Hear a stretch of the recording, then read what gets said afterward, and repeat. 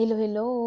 Para sa mga partner o bana na babaero, ug dili makontento sa isa, huna-hunaa, grabe kadako na nasampalo sa imo partner o asawa kung mangita pa ka og lain babae nga idugang sa iyaha. Oo, pwede pa kaniya pasayloon para lamang ma-save pa ang inyong kaminyoon. Pero lisod na kaayo ibalik ang pagsalig ug ang inyong relasyon dili na lig-on. Kay kung imong huna-hunaon, kung nagluid ka sa iyaha karon, posible pa na nimong trohon. Ug bisan pa kung humana ka mo nagpinasayloay, magbalik-balik ra gihapon na og sige ra kamo mag-away.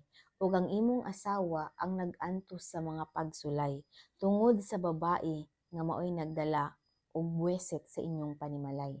Kay gipatulan man nimo ang sulsul sa mga panulay. Hinumdumi, ayaw ibaylo ang kadyot nga kalipay sa hangtod nimo nga pagmahay. Kay grabe na kadako na epekto sa imong pamilya ang pagpatol nimo sa babae na bisan ikaw may asawa na. Bisan pa kung ipakita nimo na nagbasol na ka, magbalik-balik ra gyapon na inyong awayan hangtod mamatay ka, maong kung gipasaylo na kaniya bisan sakit sa iyang buot, ayaw pagreklamo ug way imo karapatan magpagutbot. Kung dali ra siya magduda og mag-aligot-got. Kay dili niya sala kung nipatol ka sa babae nga daot, kay walay tarong na babae na himuong kabit mo sugot. Imong asawa ug mga anak ilang kasing-kasing nagsakit tungod sa isa ka sayop na ikaw ra ang nakabenefit. Bisan pa kung muingon ka na walay nahitabo sa inyo atong bayhana, dili nakapamatian ug lisod na kaay kang tuuhan pa. Ang pinakasakit, dili nakakayang ipanghambog pa.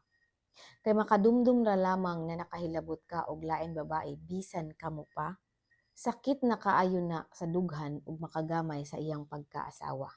So, dili na lang takutob kay ako matulog na pod. Until sa sunod, salamat sa panonood.